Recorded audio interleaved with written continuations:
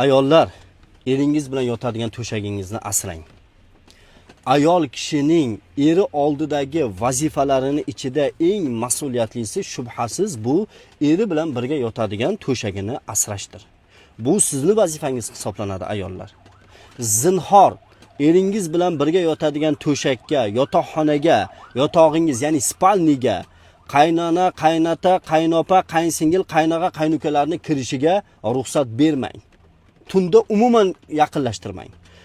Ruxsat bersangiz ham faqatgina xonangizga kirsin, yotog'ingizni ustiga o'tirishga ham, yotishga ham hech kimga ruxsat bermang. Hatto o'zingizni ota-ona, opa-singil, aka-ukalaringizga ham, voyaga yetgan farzandlaringizga ham yotog'ingizga, eringiz bilan birga yotadigan to'shagingizga yotishiga, o'tirishiga ruxsat bermang.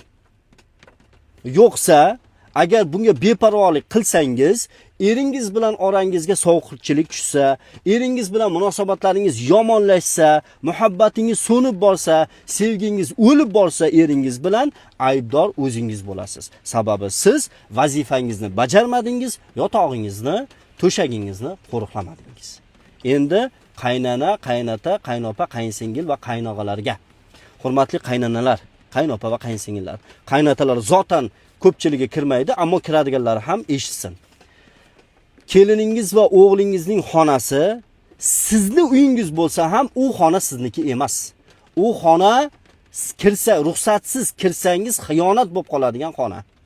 Ruxsatsiz kirsangiz axloqsizlik bo'ladigan xona. Hech qachon bu xonaga tunda kirmang. Hech qachon. Juda ko'p ajrimlarga mana shu narsa sabab bo'lyapti. Kelinlardan so'rasangiz, qaynonam yarim kechasi bostirib keladi ustimizga deyapti. Bu qanaqa axloqsizlik? Hech qachon unaqa qilmang. Kunduziga ham ishingiz bormi? Borib taqillating.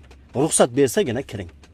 Yo'qsa kirmang. Chunki u keliningiz va o'g'lingizning shaxsiy, dahlsiz hududi, avrati, mahramiyati hisoblanadi. Qaynoqa va qaynilarni eshityapmiz, borib akasi, yangasi ishdaligida spalnisiga yotib olayotganini. Qaynopa, qaynsingillarni eshityapmiz, kirib kelinoyisi yo'q payti nasalarni titib, to'shagida bemalol yotib yurganligini. Bu ish axloqsizlik va aka va kelinoyiga nisbatan odobsizlik, hurmatsizlik va xiyonat hisoblanadi. Bu ishdan o'zlaringizni tiying.